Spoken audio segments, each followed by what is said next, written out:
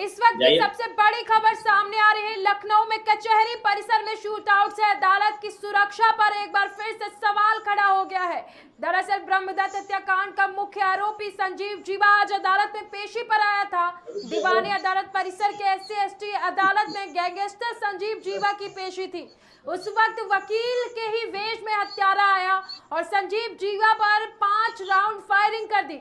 Police अभिरक्षा में ही गोली लगने से संजीव जीवा घायल हो गया है। हालांकि बताया जा रहा है कि जीवा को ICU में भर्ती कराया गया है। जीवा की हालत नाजुक बताई जा रही है। वहीं मौके पर मौजूद एक बच्ची को भी गोली लगी है। बच्ची की पीठ में गोली लगी है। आपको बता दें कि बच्ची की पीठ से गोली निकालकर बच्ची को बचाया गया है।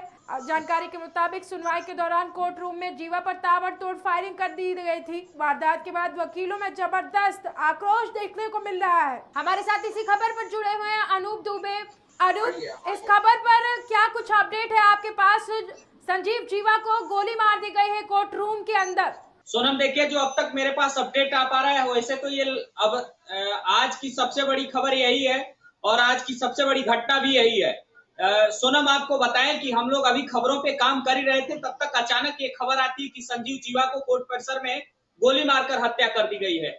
अब ये सवालिया निशान तो प्रशासन पे बनता ही है। सुरक्षा में इतनी बड़ी चूक, कोर्ट परिसर के अंदर जहां जज बैठे होते हैं, कोर्ट परिसर के अंदर किसी भी असलहे को सुरक्षा कर्मी के अलावा कोई और लेके नहीं जा सकता है। उसके बाद भी यह व्यक्ति असलहे के साथ कोर्ट परिसर में एंटर करता है और सीधे 5 राउंड फायरिंग करता है। सबसे बड़ी बात यह है कि क्या जो लोग सुरक्षा में लगे थे वो आंख मूंद के दोपहर की नींद ले रहे थे क्या? सोनम, अनूप, जिस तरह से कोर्ट रूम के अंदर गोली मारी गई है कुख्यात अपराधी को, उसके बाद में ये कहा जा रहा है कि अब पुलिस की अभिरक्षा में भी चाहे अपराधी हो या आमजन या फिर कोई नेता, कोई सुरक्षित नहीं है क्या? देखिए, मैं आपको बताना चाहूंगा कि जब कोई किसी भी जिला कारागार में निरुद्ध होता है और वो अदालत आता है तो वहीं से पुलिस कस्टडी में ली रहती है और सुरक्षा में कहीं भी कोई भी चूक नहीं होती है।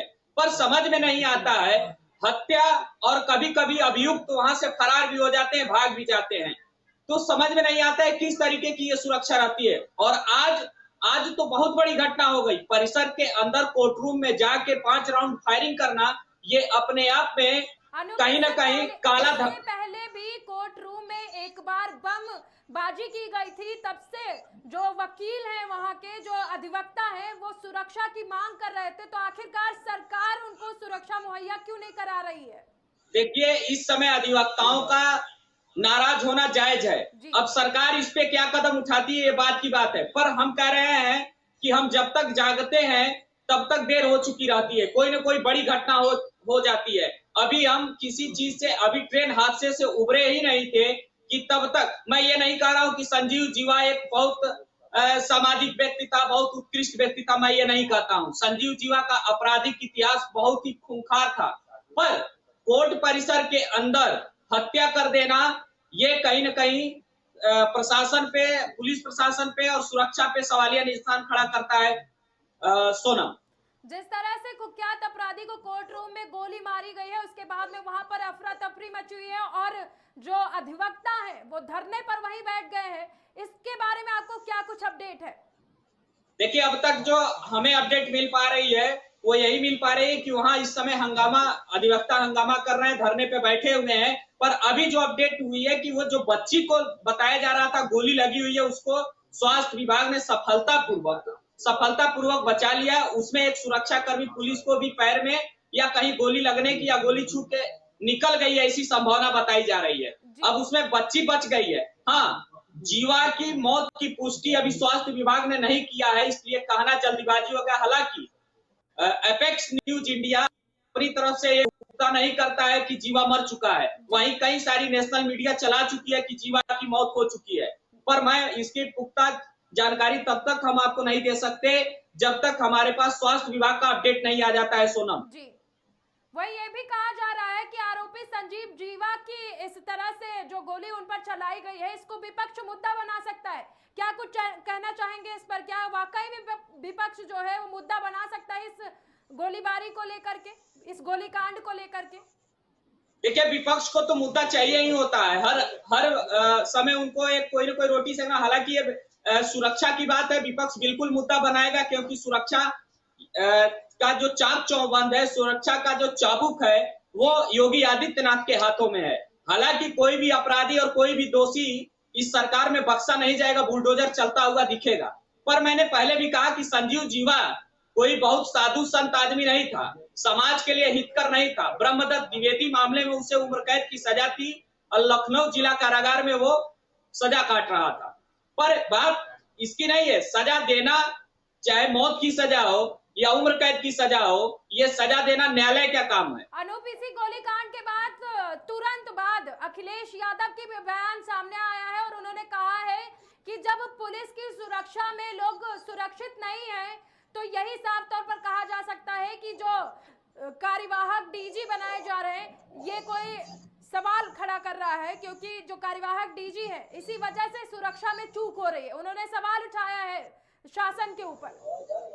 विपक्ष का बात है, अखिलेश जी ने क्या कहा होगा, अखिलेश ने जो कहा है इस समय उनका सवाल बनता भी है और वो प्रश्नवाचक चिन्ह लगा सकते हैं सरकार के चाक चौबंद पे।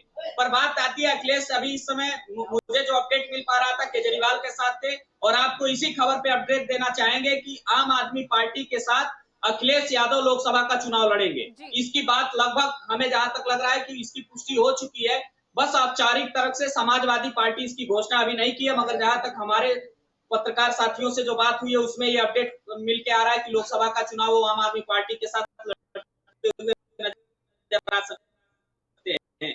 अब बात आती है मामले में सुरक्षा को लेकर, तो देखिए अभी अगर एज ए पत्रकार मैं भी बात करूं तो सवाल सुरक्षा को लेकर मैं खड़ा करूंगा, क्योंकि जो कोर्ट परिसर के अंदर होना चाहिए ये बिल्कुल नहीं होना चाहिए। ये कोर्ट जो है वहां हर व्यक्ति अपने आप को सुरक्षित मानता है, और कोर्ट परिसर के अंदर जज के सामने अगर गोली चलती है तो निश्चित रूप से अपराध करने वाला अपने आप को सबसे बड़ा अपराधी और सबसे बड़ा शक्तिशाली मानता है। सोनम जी, कोर्ट में हुए इस हत्याकांड को देखते हुए आम लोग जो हैं, जो आम जनता है, उन पर क्या असर पड़ेगा इसका, कि जब पुलिस की सुरक्षा में लोग सुरक्षित नहीं है, चाहे अपराधी हो या फिर कोई नेता, तो आम जनता कैसे सुरक्षित होगी? इस पर आप क्या कुछ कहना चाहेंगे? देखिए आम जनमानस की जो आप बात कर रही है, निश्चित रूप से भय का वातावरण बनेगा, क्योंकि देखिए जीवा एक कुख्यात अपराधी था, मगर वहीं हर जिला कारागार में कोई न कोई कैसे अपराधी, ऐसे अपराधी अभियुक्त है या उनको बंदी सुधार गृह में बंद किया जाता है। जब कोई जाता है, जैसे मान लीजिए छोटे मामले में चला गया जिसका महीना दिन 2 महीने में जमानत हो जाता है, वो बंदी सुधार गृह में रहता है।